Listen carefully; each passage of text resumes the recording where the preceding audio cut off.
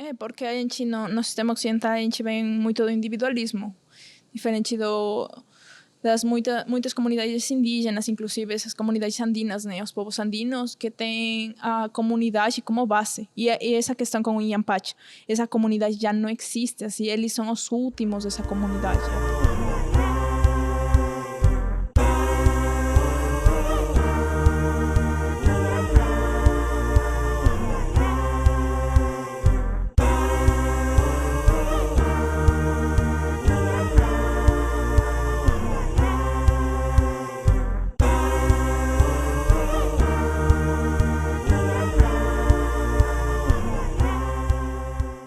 Boa tarde, galera. Sejam bem-vindos a mais um episódio do Cinema Periférico até o Fim dos Tempos. Eu estou aqui com David Andrade, eu sou Cristina Mena, e hoje a gente vai falar sobre 2 filmes que foram passados ontem no Cineclube. Boa tarde, gente. Como vocês estão? Espero que nesse final de projeto estejam bem e tenham acompanhado pelo menos algum dos episódios. Por quê? Porque o projeto vai terminar semana que vem. E se você ainda não foi em algum dos eventos que a gente foi organizando ao longo desse ano, eu recomendo se colar semana que vem. Vamos ter 2 cineclubes ainda e uma oficina, e alguns podcasts ainda vão sair. Mas estamos já na reta final do projeto, e isso traz muitas perspectivas, pensamentos, narrativas, reestruturações sobre o que foi o projeto, e acho que é um bom momento para já ir começando, direcionando, talvez, para o final do projeto, quais são nossas lembranças, talvez, nossas considerações. E aí, Cris, o que foi para você, o que está sendo, não o que foi, né? O que está sendo essa reta final do Cinema Periférico até o Fim dos Tempos? Então, o Cinema Periférico até o Fim dos Tempos foi um projeto que foi planejado em 2023. Aí ele foi prorrogado, né? Porque a gente não deu conta de todas as atividades que a gente tinha colocado. Eu recomendo para vocês que se em algum momento mandam um projeto, vocês pensem bem, assim, se paguem bem, se estruturem bem, tudo, porque a gente terminou fazendo muita atividade com o dinheiro que a gente recebeu, né? Então dava para a gente diminuir um pouco. E isso foi bom, né? Porque a gente fez muitas articulações, a gente fez muitas atividades, a gente tirou assim, como é? Tirou suco da pedra? Leite da pedra. Leite da pedra. Leite da pedra, né? Com esse projeto. E a gente tirou muito aprendizado, né? Assim, tanto com os convidados, nas oficinas, nos cineclubes, os comentários, o que as pessoas iam fazendo sobre os filmes, assim, como foram atravessados a partir dos filmes, o que eles perceberam, o que foi o mais importante para eles, para as pessoas. Foi um projeto que, assim, enriqueceu bastante o coletivo Quitus. Acredito que daqui em frente vamos ter uma nova perspectiva sobre o que é cinema periférico, o que são essas narrativas que nos atravessam, o que a gente pode ir continuando construindo, né? Aqui. É importante salientar que o processo não poderia ser predicível, porque tinha muitas dicotomias, muitas coisas que eram aleatórias, que a gente foi surfando ao longo do processo, mas que também tem o seu lado propositivo, que é o lado das construções que vão além do próprio projeto. Pelo menos dessas diferentes conversas que fomos tendo ao longo do projeto, tem várias perspectivas, significados que foram pipocando. E hoje, especialmente para esse podcast, queremos trazer uma das falas que foi dada no podcast do Rosa Caldeira. Ele comentou uma construção, uma perspectiva narrativa que ele tem. Eu acho que a gente está se adiantando. A gente vai trazer isso mais na frente. Mas é uma porta para começar a falar sobre os filmes. O que tu acha, Cris? É uma porta, mas nossa, já essa porta já entrega tudo, né? Acho que pode ser como uma temática. Acho que eu recomendo que seja a temática do podcast. Enfim, o Rosa começou a falar sobre uma perspectiva que ele tem. Recomendo assistir muito o podcast do Rosa, é muito bom. Ele tem uma perspectiva sobre as narrativas e sobre a vida em si mesmo, sobre o que ele define como o fim dos mundos. Como vamos vivenciando o fim do mundo, dependendo de que tipo de pessoa você seja na sociedade, e inclusive abstraindo para um universalismo, toda pessoa tem um momento de fim do mundo ao longo da vida. Eu acredito que esse cineclube foi sobre os fins dos mundos. Então, vamos falar sobre os dois filmes que foram passados. Um foi o Hayankiri, da Nathalie Mamani, e outro foi o Winha Empacha, do Oscar. Não lembro o sobrenome Procura dele. aí o nome. Enquanto eu procuro o nome, Cris, de que trata Não, mas antes Hayankiri? disso, assim, sobre o que a gente estava conversando sobre como planejar um projeto, né? Que a gente muitas vezes termina não tendo o conhecimento necessário, né, para planejar de forma certinha um projeto. A gente vai ter uma oficina sobre isso, então recomendar se vocês puderem vir. A gente vai postear lá nas redes sociais, então a divulgação de onde vai acontecer, horários, tudo. E vai ser sobre isso, sobre planejamento para projetos, porque agora, nessas datas, a gente vai ter aberto outros editais, como o Programa BAE, que esse projeto é financiado pelo Programa BAE, né? Foi contemplado pelo Programa BAE, mas vai ter outros, vai ter Aldir Blanc, tem o Fomento à Periferia, tem outros fomentos, né? Fomentos às linguagens, fomento à dança, ao teatro. Então, os PROACs também tem. Então, tem muitos financiamentos que a gente tem que correr atrás. Essa verba é pública e é para destinar para projetos que são pela galera, pela periferia. Porque muitas vezes é isso, né? Essas verbas terminam caindo em mãos das pessoas que já têm recursos para fazer. Tem muitas coisas, né? Muitas questões. Primeiro, assim, falando sobre o Hollywood, né? E a indústria, né? Que a gente às vezes esquece, a gente pensa, é um filme, mas por trás tem investidores, usualmente, principalmente nesses filmes bem gigantões, né? Então, tem um discurso que está sendo passado, um discurso que está indo direcionado para um ponto. E isso que a gente fala, né, do imperialismo cultural que a gente vive, que a gente somos atravessados, somos impostos modos de vida, somos receptores de discursos que moldeiam nossa perspectiva da realidade, que moldeiam nossa forma de pensar e o que a gente deseja para o futuro, né? A gente, o que mais acho que a gente escuta é qual que é o seu sonho? O sonho é ser rico, assim. É o discurso mais meritocrático, burguês, e a gente vê isso no diário, no cotidiano. O sonho, para a gente foi vendido esse sonho hollywoodiano. O melhor que tu pode fazer nessa vida é conseguir lucrar. E a costa de quê, né? A gente hoje vai falar sobre filmes indígenas. A costa da exploração da terra, a costa de acabar as questões comunitárias. Então, é sobre repensar os modos de vida. A gente falando sobre o rosa de fim de mundos. A gente está em fim de mundos a partir desse olhar burguês, branco.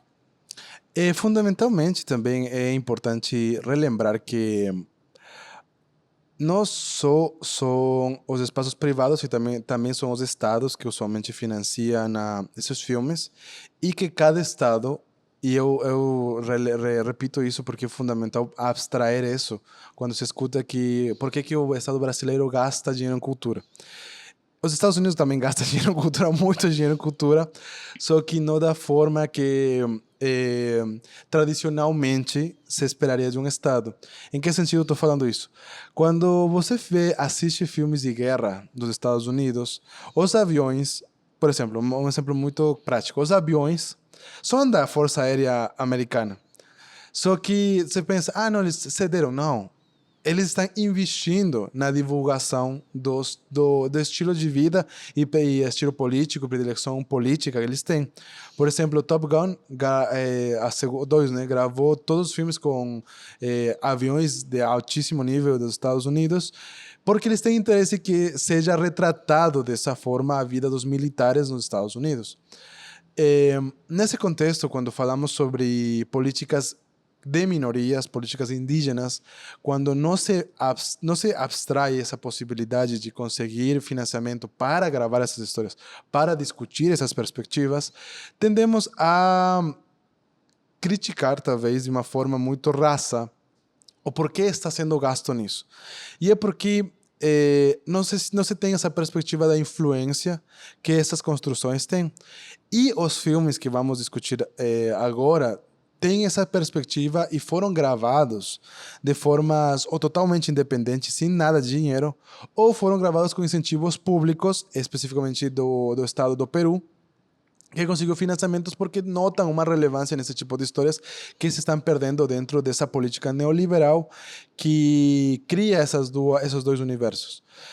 Ironicamente, não ironicamente, e conceitualmente, esses dois universos criados terminam por brigar um com o outro e terminam matando um ao outro, e aí que nasce a lógica e a filosofia dos fim do mundo para os filmes. E essas perspectivas, no final, atravessam individualmente quando se assiste, mas atravessam individualmente, atravessam você, porque estão relembrando que você não é só você, sino que você é uma comunidade.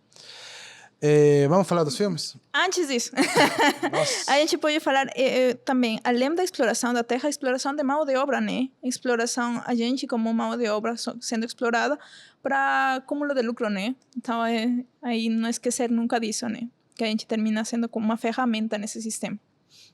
E que isso é muito nesse sistema neoliberal e o que a gente vê quando você repete esse discurso de ser rico, você o que está querendo é você lucrar um acúmulo a partir da força de trabalho de outras pessoas. Nunca esquecer isso, né? É uma situação complicada, mas você pode resumir numa frase que eu gosto, que é quando você faz investimentos, né? Essa definição de investimentos, quando você dá dinheiro para que você empresta dinheiro para um fundo de investimentos, um banco, para que eles te dêem lucros. Aí tu dá o dinheiro, o capital, e você recebe lucros. Da onde vêm esses lucros? Isso vai diretamente atingindo a política mesmo liberal. Esse lucro vem de alguém que pegou esse dinheiro e trabalhou, usou esse dinheiro porque não tinha capital para trabalhar. Porque a única coisa que gera esse mais-valia é o trabalho braçal, o trabalho que é aplicado ao material. Então, o que você está recebendo de lucros é um trabalho que você não fez. A lucratividade, especialmente nos investimentos, vem desse lado. E, conceitualmente, isso atravessa todos os espaços de produção social, inclusive as artes, o cinema, especificamente quando falamos sobre distribuição de filmes e quando falamos sobre políticas de produção de terceiros. É importante falar isso porque tem uma dicotomia bastante complexa. E isso é uma coisa que eu já venho discutindo bastante com outras pessoas, sobre como o investimento indireto é só o Estado falando para o terceiro setor, falando, eu não quero me fazer cargo disso, não me interesso. Embora na Constituição esteja uma porcentagem do orçamento destinado para a cultura, eu não me importo com esse dinheiro. Eu vou deixar que as empresas abatam esse imposto e o dinheiro seja destinado para a produção em geral, que eles decidam como se organizam. Esse processo é o Estado falando para si mesmo, eu não me interesso em administrar isso, se virem. Quando eu percebi essa perspectiva, entendi que o processo mesmo, essa luta de reivindicação de produção artística vai muito além do que só brigar por ter mais editais, brigar para ter uma administração um pouquinho mais que abrace mais as minorias. Quando falamos sobre como os processos de captação de recursos, o fato de ter que captar recursos, respondem a uma falta de interesse do próprio Estado em administrar esse dinheiro, a única conclusão que eu consigo chegar é que a articulação política é necessária. Mesmo quando você seja alguém muito específico da linha de produção, vai te afetar. Vai te afetar porque o processo em que a audiovisual é criado no Brasil é determinado de uma forma muito individualista, muito focada num lucro que, quando você corre atrás da onde vem o dinheiro vem especificamente dos cofres públicos. Então, trabalhar com cinema, especificamente cinema, não com publicidade, especificamente com cinema, recai nesse sentido de que o Estado está dando esse dinheiro. E quando a captação de recursos não é feita de forma consciente para instituições específicas, para projetos específicos, estamos só repetindo o discurso que já está sendo implantado anteriormente. A gente estava falando disso, a gente está falando do Fundo Setorial de Audiovisual, né? De como você manda seu projeto é aprovado, mas depois você precisa correr atrás de empresas para bater esse valor, né? Do imposto de renda delas. Então, mas as empresas o que ganham? O que acontece? Por exemplo, o Itaú. O Itaú é uma empresa. E tem o Itaú Cultural. Por quê? Para bater esse imposto. Então, eles fazem uma própria como propaganda deles na cultura. Assim, é bizarro. Igual o Banco do Brasil, né? Que também tem o Centro Cultural Banco do Brasil com a mesma viés, né? Então, eles usaram esses mecanismos, né, na lei para eles conseguirem abrir esse e mandar seus próprios impostos, não mandar impostos para que seja para o cofre público, sino destinar para suas próprias espaços culturais, né? E é importante também, isso é uma coisa que aprendemos esse ano, acredito. Se você correr atrás de quem abate o imposto, por exemplo, de grandes museus, de São Paulo mesmo, seja. Tem alguns óbvios, né, como o Farol Santander, vem do dinheiro do Santander, que é um banco. Mas tem outros, por exemplo, o MASP, o maior museu. Tu vê quais empresas abatem o imposto e tu vai mais ou menos entender qual que é a curadoria que eles têm, qual que é a forma em que eles administram a curadoria, que tipo de projetos eles... Não projetos, que tipo de pinturas eles exibem, que tipo de pessoas eles contratam para trabalhar dentro. E como o processo de terceirização também entra lá. Quem são essas ONGs que trabalham por trás?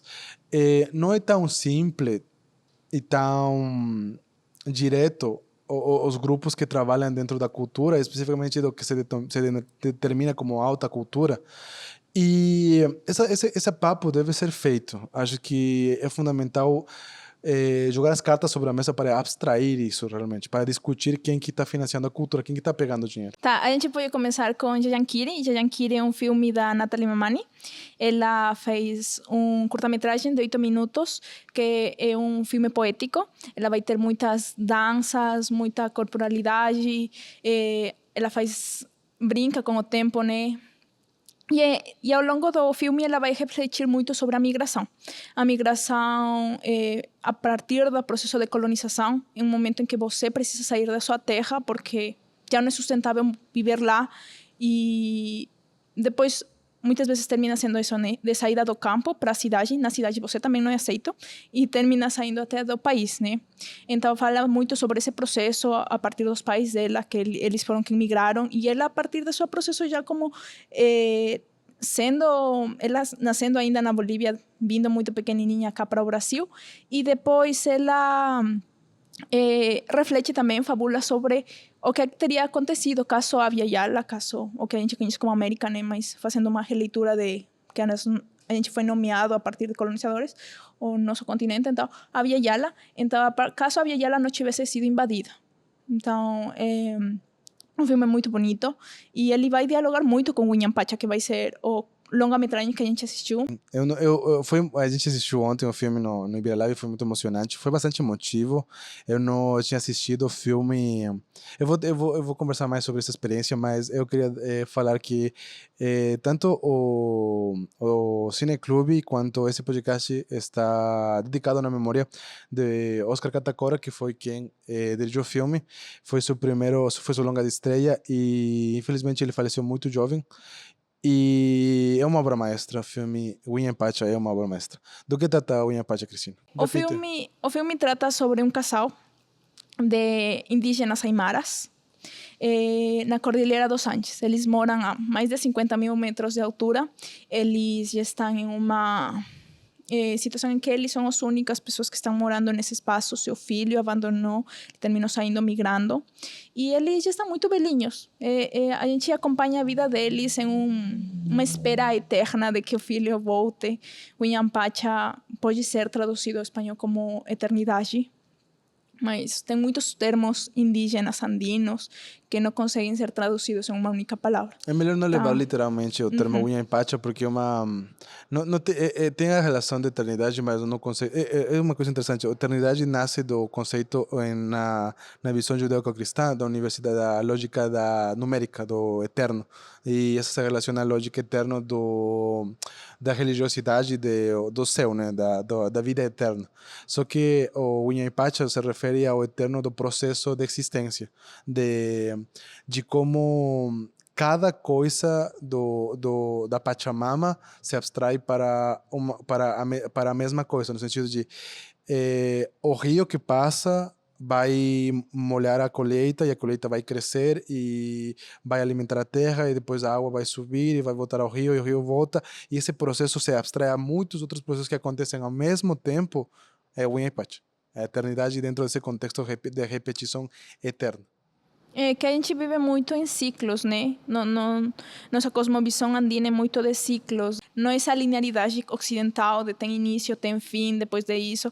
E por isso também as questões com a morte, né? Que na questão ocidental é muito de acabou. Depois vai vir outra, mas essa questão interna da religião judaico-cristã, né? É muito de perspectivas. Acredito que a visão ocidental, ou pelo menos que se prediz, é muito sobre eu tenho essa perspectiva de que as coisas vão acabar. E um livro interessante que estou lendo que se chama Uma Pequena Introdução ao Significado da Vida, fala muito sobre isso, como a visão, pelo menos desde todo o século XX, foi super individualista.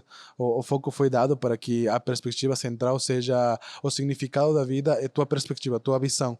E quando chegaram aos momentos de, por exemplo, a queda do Muro de Berlim, determinou essa lógica de construção narrativa de que o individual é mais importante, só que atualmente estamos vendo um colapso dessa lógica. É, porque a gente, no sistema ocidental, a gente vem muito do individualismo, diferente das muitas comunidades indígenas, inclusive essas comunidades andinas, né, os povos andinos que têm a comunidade como base. E essa questão com o Inhampache, essa comunidade já não existe, assim, eles são os últimos dessa comunidade. Até os filhos deles decidem sair de lá, eles comentam, por exemplo, né, como o filho já não gostava de falar aimara, falava que tinha vergonha dessas raízes aimaras, né? Então dá para ver essa perda de identidade a partir do processo de colonização, o processo desse pensamento ocidental, né, entrando nas nossas culturas. E é doido porque eles mesmos mencionam que o fato de ele ter se mudado para a cidade mudou a perspectiva dele, mudou a forma em que ele agia, em que ele a visão do mundo que ele tinha. Só que ele nunca aparece no filme e o filme tudo se trata sobre a espera deles voltarem. Como eles ou pelo menos a mãe do casal espera e ainda tem a esperança de ele voltar a algum momento. Ela sonha com ele e o filme abre com isso como um augúrio sobre a necessidade da volta do filho. É uma espera eterna, né? Uma espera eterna pensando de vai voltar o filho em algum momento. E no filme é muito do cotidiano deles, só que é isso, né? A condição física deles está muito decaída, né? Eles já são pessoas de mais de 80 anos que já não deveriam estar trabalhando. Que, como eu lembro do filme Duas Vezes Colonizada, esqueci o nome da protagonista, ela fala, né? Se a gente estivesse em outro momento, a gente seria os sábios da comunidade. Mas no caso dela, por exemplo, ela já não era sábia e aqui os nossos dois velhinhos protagonistas não tem ninguém além deles na comunidade, não tem. Tem muito eu relaciono muito com o discurso esse discurso de procura de um descanso espiritual sistematizado que atualmente se faz especificamente no dia a dia de não, você precisa ir a meditar, fazer yoga e tal, porque todos o que se foi promulgando, pelo menos os últimos já no capitalismo tardio, foi, inclusive na fundação do capitalismo e até o capitalismo tardio, foi essa promulgação do lucro. E os sábios, supostamente, que nós temos, são as pessoas que conseguiram muito lucro. São os sábios do lucro. Então, o sábio é o Elon Musk. Me poupe.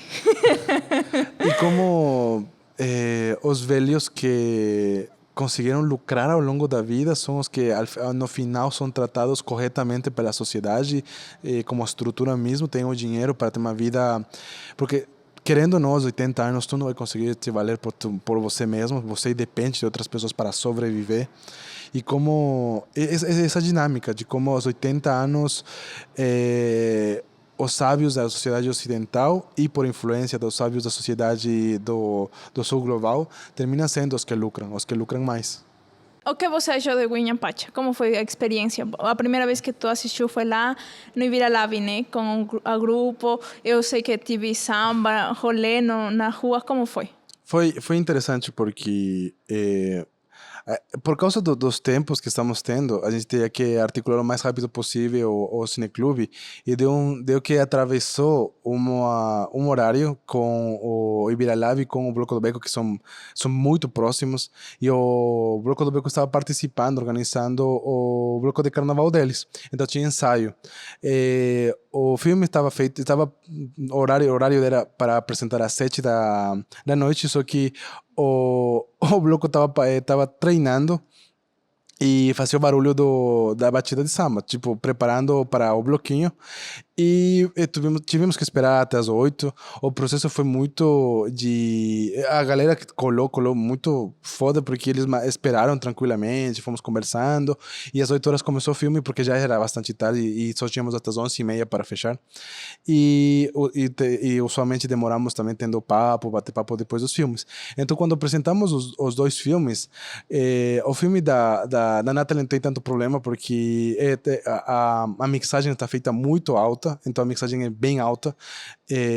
Então a batida do fundo não incomodava tanto, porque eles estavam dando voltas ao longo do bairro, então como que tem uma batida do fundo, mas o filme da Natalie, a mixagem é muito alta, está mixado para o zero, então não tinha problema. Só que o filme do Winnie Pacha está mixado para o -12, porque a lógica é ele ser feito para ser assistido no cinema mesmo, porque o que ele tem muito alto são os baixos, e dá para sentir isso quando você assiste com fones, que se escuta muito, a gravação está focada nem tanto no que eles falam, nem tanto nos barulhos que eles fazem com as coisas que eles tocam, e sim com o som do ambiente, e o ambiente são baixos, a montanha, o rio, o vento são baixos. Então foi uma coisa bem surrealista assistir o filme, porque as cenas são umas construções bem silenciosas, não só, e é irônico, né, porque estou falando silencioso no sentido visual também. Tem construções que eles estão totalmente quietos, tem um respeito com os atores que participam da peça do filme, que eles têm movimentos delicados, os tempos deles são respeitados, e enquanto eu estou assistindo isso e vendo as legendas, né, porque o filme é feito totalmente na Aymara, é falado na Aymara com legendas, eu estou escutando o bloquinho batendo com o melhor ritmo do mundo. E foi muito doido, porque a abstração que eu via pessoas que estavam do lado meu lendo profundamente as legendas e curtindo o filme com esse som. Então foi muito surrealista. Só que acho que isso, de alguma forma, posso falar, ajudou ao filme, no sentido de que quando o ensaio do bloco terminou, não sei como, mas o filme passou a ser muito mais silencioso do que... Porque acho que se você constrói desde o começo, você mantém um certo tipo de intimidade, mas quando o bloco terminou, na metade do filme, o ensaio terminando na metade do filme, a outra segunda parte do Winnie Pacha que a gente assistiu foi muito silenciosa, foi muito íntima, e as ações, os acontecimentos que aconteciam no filme eram muito mais profundos, dava para sentir e dava para ser sensorialmente muito mais densos. O filme em si mesmo tem muitas situações que vão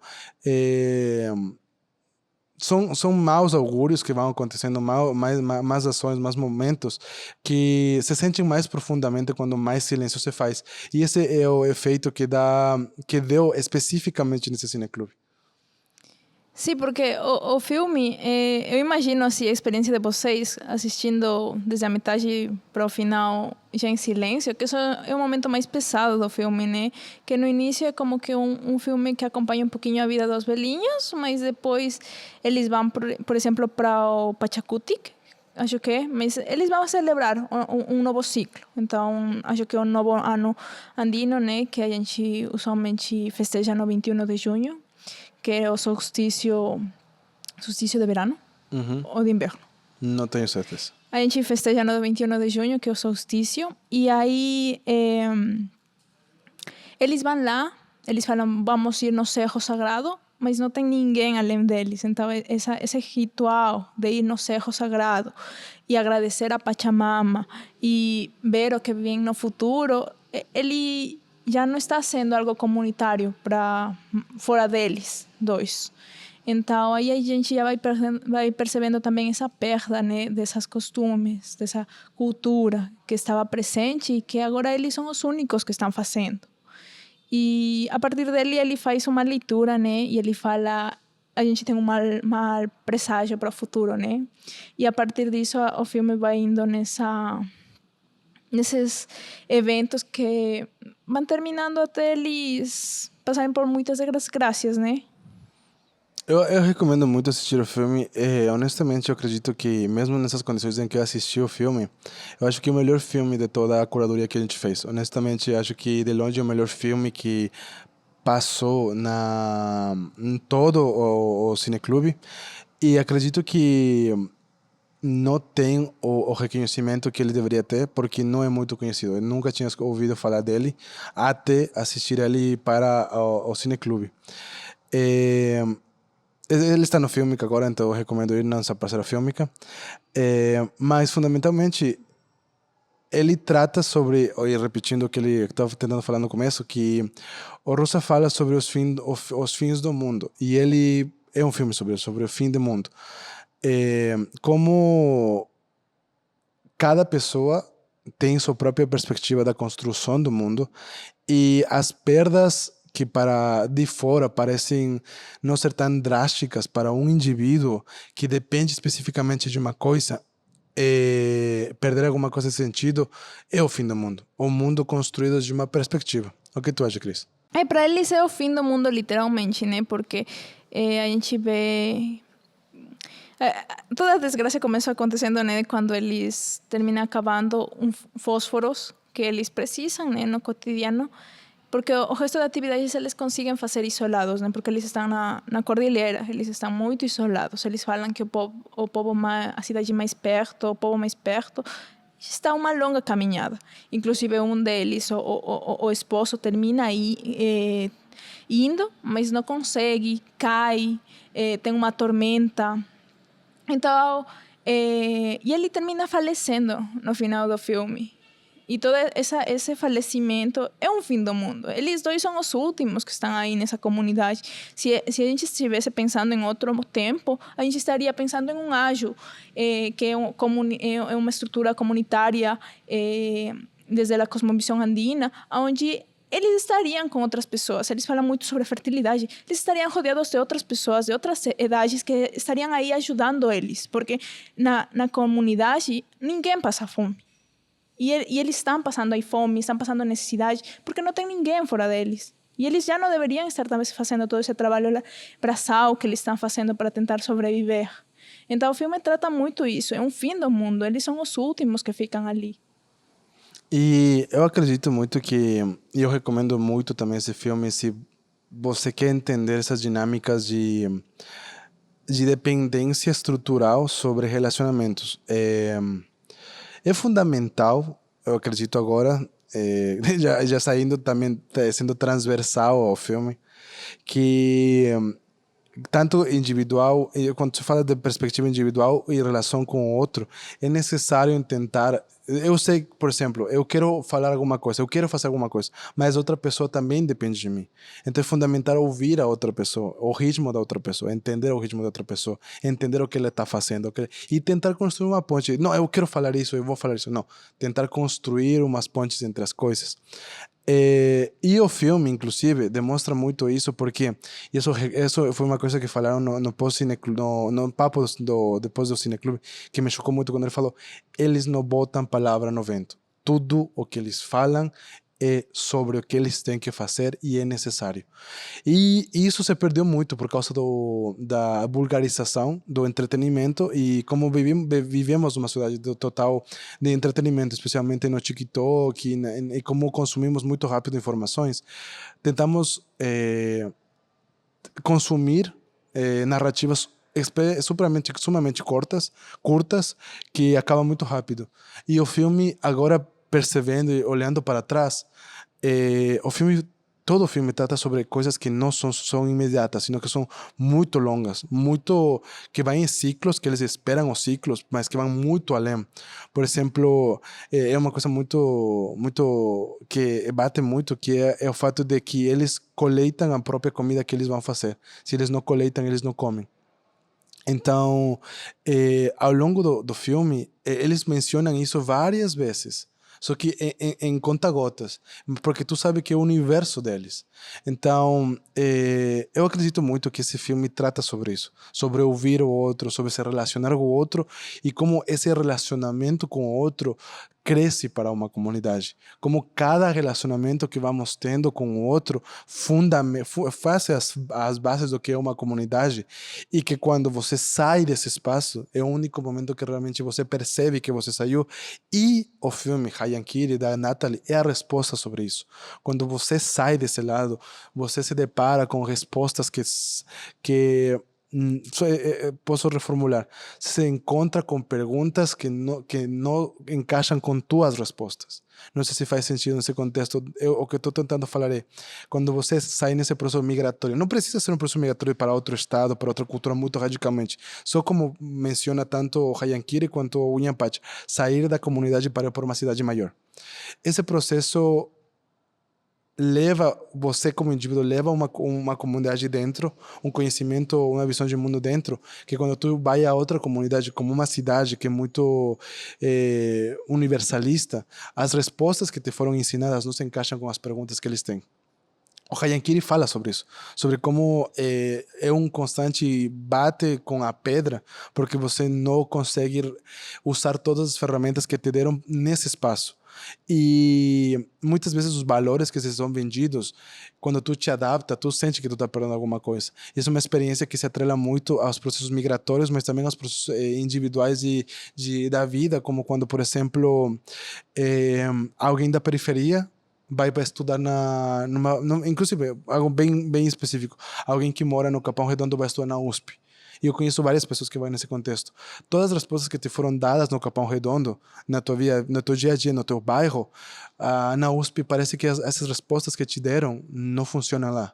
Porque o mundo que tu está sendo forçado a participar, porque te é vendido uma lógica de uma melhor vida, são funções que não respondem essas perguntas.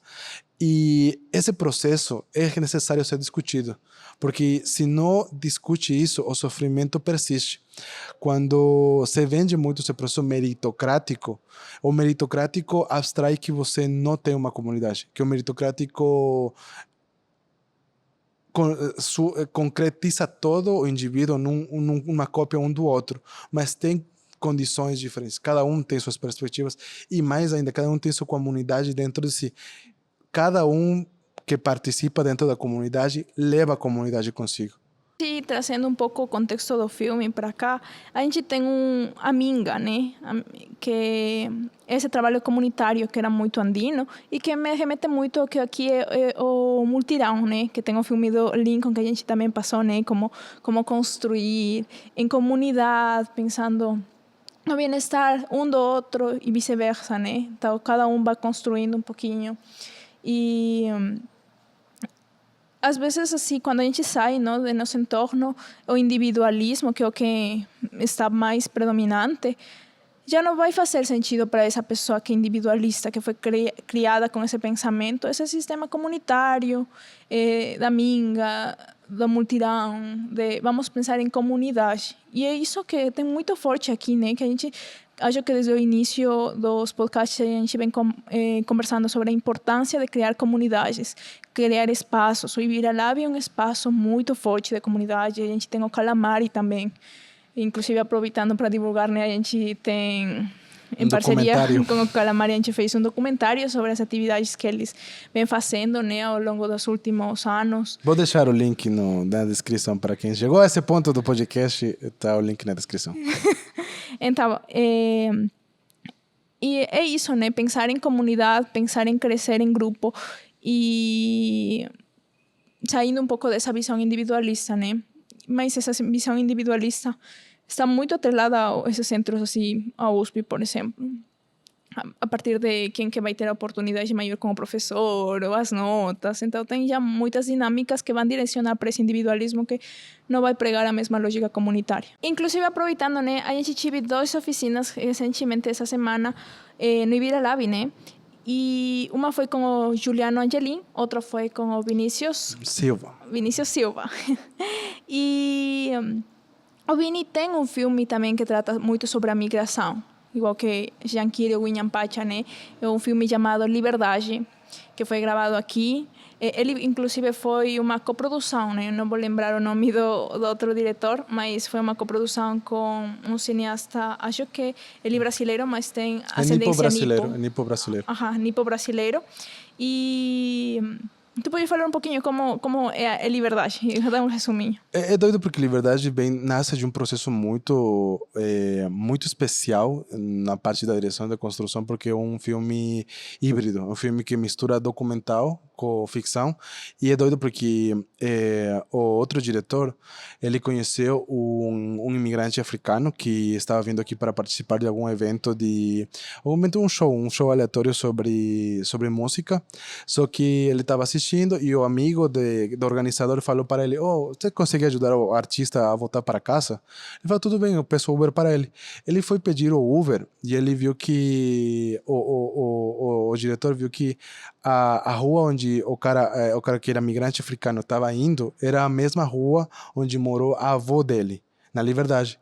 Aí teve essa relação, dessa releitura dos espaços geográficos da migração, no contexto de que a avó dele, migrante nipo-brasileira, migrante nipona dos anos 50, morou na mesma rua, no mesmo bloco, no momento cortiços, mas agora apartamentos, onde aquele imigrante africano estava morando. Daí nasce essa proposta de como que a liberdade se mistura em 2 contextos, tanto dessa história do motivo por que se chama liberdade e o motivo por que tem esses 2 processos migratórios pesados que continuam até agora. E como essas releituras de espaços geográficos podem ir além. Nasce essa lógica de, eu poderia fazer um documentário sobre isso, mas eu não tenho minha avó.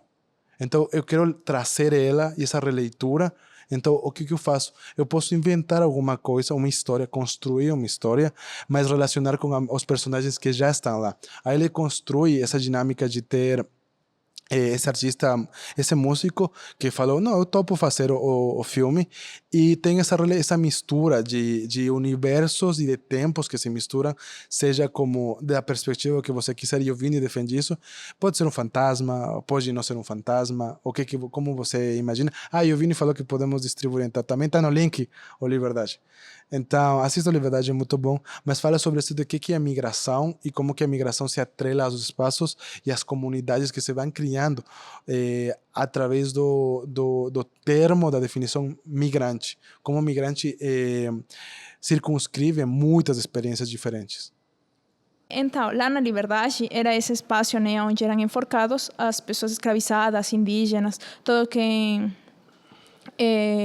pessoas em situação de rua, e lá tem a Igreja dos Aflitos, inclusive recente eles tiraram, né, as luminárias japonesas por respeito, né, por essa outra história que tem aí nesse bairro por trás, né, e esse filme trata muito, inclusive quando tem uma cena na Igreja dos Aflitos, no filme Liberdade, e ainda está com as luminárias. Eu estava refletindo muito isso, de que agora já não tem essas luminárias mesmo, porque é outra história, né?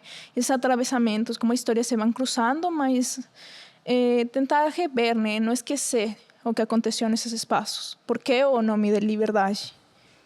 Tendemos acho que como cultura e como costume, tendemos a não refletir sobre os termos que estamos sendo usados. E Liberdade também retrata isso, sobre como por algum motivo, pela influência do discurso, e aí nasce também o negócio da luta e da briga de discurso, Liberdade terminou sendo atrelado à liberdade, inclusive foi chamado Liberdade Japão, né? Que era esse lado mais apegado ao bairro japonês de São Paulo, que de sentido turístico é bem demais, mas que de sentido histórico e de memória apaga muitas histórias, apaga muitas dicotomias. E o filme do Vini e do outro diretor tenta dar uma releitura para isso. E por isso eu acho que fundamentalmente é muito destacável, tanto do processo quanto da narrativa. Finalizando, o Liberdade, né, era também, eu não vou lembrar, mas na história tem essas lideranças, né, africanas ou que foram escravizadas aqui, que foi enforcado e as pessoas gritavam liberdade. Então é por isso que tem esse nome, né, de liberdade, pedindo liberdade para esse o acabamento desse sistema escravocrata, né, da época. E muitas vezes a gente esquece, né, de que o Brasil foi o último país em acabar com a escravatura. Então tem muitos problemas ainda muito presentes, né, que ainda não conseguiu lidar como sociedade. É o pensamento, o entendimento da morte como a única chance de liberdade. E por isso que tem essa história das pessoas sendo enforcadas gritando liberdade. E daí vem o bairro Liberdade, não do fato da imigração nipo-brasileira, que é o que se vende, que é por causa de que eles chegavam à imigração como liberdade bem muito antes e bem do século XVI. Outro filme que eu queria recomendar muito e que que se relaciona muito com o filme da Unha e Pacha é um filme do diretor Hubo, que se chama Um Elefante Sentado Quieto. É um filme chino, é um filme chinês que retrata também fim de mundos, mas num momento de uma cidade muito lotada. Retrata o fim fim dos mundos para 3 personagens diferentes, em 3 situações diferentes, mas numa cidade que está cheia de pessoas, com muitas coisas acontecendo ao mesmo tempo, e como esse sentido de minha vida está terminando, meu universo está terminando, meu mundo está terminando, meu fim do mundo está acontecendo, vai acontecendo e se relacionando em diferentes situações. Também, e é triste também falar isso, mas também se relaciona muito com a morte. O Hugo também também faleceu, e também o filme, o longa, é o primeiro longa dele e também foi o último. Tem os Ventos do Piabiru, que a gente trabalhou, né? Que é uma série documental que trata sobre a migração andina aqui em São Paulo, porque a gente tem muita migração andina, principalmente boliviana, mas também tem peruana, equatoriana. Então é uma série que também vai trazer muito as questões culturais que ainda siguen vivas, ainda estando longe do país, longe do povo de origem. E trazendo muito assim uma fala que eu conheci 2 matriarcas recentemente, nos últimos anos, que traziam muito a questão sobre a migração, sobre considerar-se estrangeiro em uma terra, a partir do processo de colonização, e elas não tinham essa relação de usar esses termos. Elas reivindicavam não a utilização desses termos, porque elas são de povos originários, igual que a gente.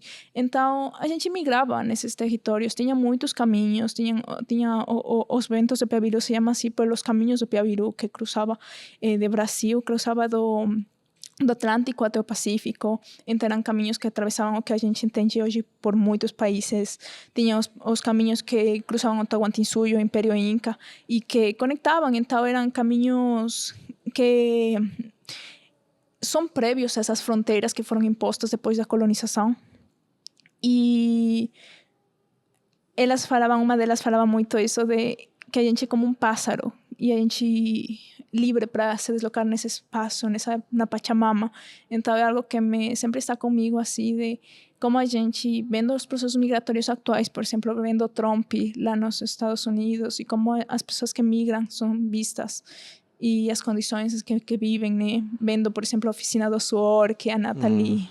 Que foi discutido várias vezes no podcast, em 2 podcasts diferentes, e que continua dando do que falar. Continua dando do que falar, porque é isso, né? A Oficina de Suor, por trás, tem a questão, né, de que o trabalho como em situação análoga à escravidão é muito presente a partir de mãos estrangeiras, né? Mãos que vêm de outros territórios da Via Yala, né?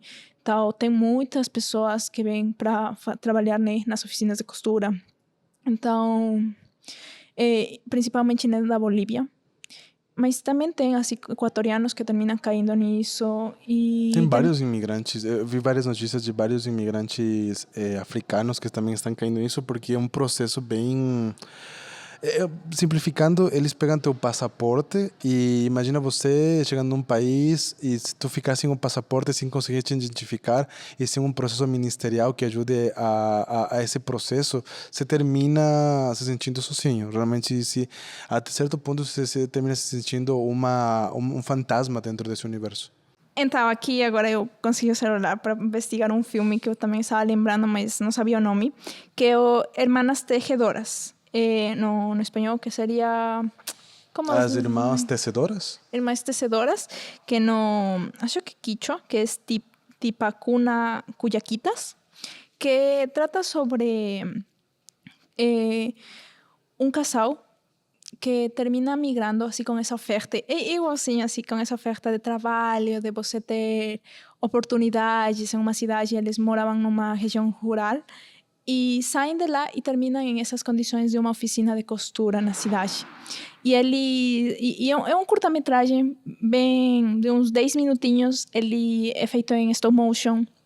E ele fala muito, vai fazendo paralelos com Bartolina Sisa, que foi uma liderança aimara no território da Bolívia. Vai fazendo como eles conseguem sair, eles fugem. E a pessoa que eles estavam também, que eles acreditaram, né, dessas melhores oportunidades e tudo, também fica com o passaporte, fica com os documentos deles. Então, é um curta que, na verdade, ele foi feito em uma oficina, nessa questão de oficina de cultura, em uma oficina artística, onde muitas das que trabalhavam num processo comunitário de costuras tinham passado por esses processos previamente, em que terminaram saindo de seus territórios por busca de melhores oportunidades, mas terminaram esses processos de que próprios compatriotas, né, pessoas do mesmo país, até às vezes da mesma origem, terminam usando eles como mãos de obra e